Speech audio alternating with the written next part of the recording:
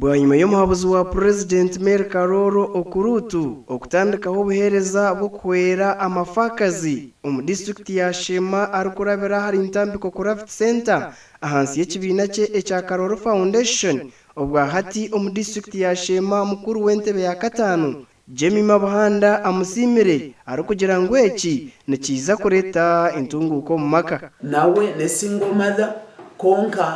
really ayambire munonga kureba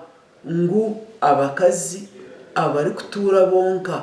oba bakaferwa abakazi abashija nenga batwire bonka ebe bakukora abatwana abakwatirwaho mu project egi nibagira ngu government eshemire kwatanisa na Karoro okugumizamu na project ya ntambiko Craft Center abo kubereho nekora umurimo muhango yayamba youth yona obana abanyakaturiki obana abasiramu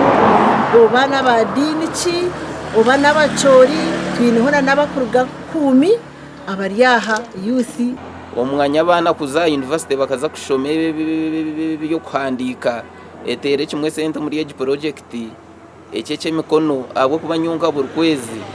ninogore ebintu bikusije mitwaro nk'atano kandi hari umwaka tariki inji omuhabuzi wa President Mary Karoro Okurutu Businje aizire nashobora ngo abantu bashimire kutwara ebigambo bya President Museveni nkabikuru na munonga omunshonga z'eby'umwuga President Museveni nefura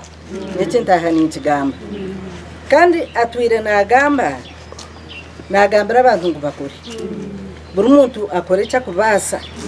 konka agira ati ni kikuru okore kintu ekina katari mukore bintu then twatungira umugisha gwa Honorable Mary Karoro kukora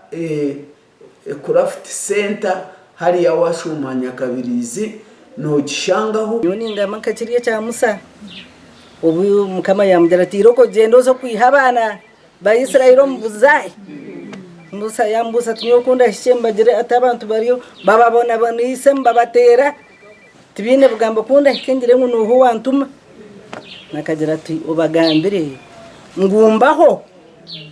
muwe yakutuma obwa hati 10 z'abantu abarumwe eminyeto abakazi abashija bahereze kutunga ko gisibya eby'imyoga okurabira hansi ya ntambiko Craft Center okuya President Museveni atongoze encourage ende Sheikh Abdulatif abwa TV West Omurshemu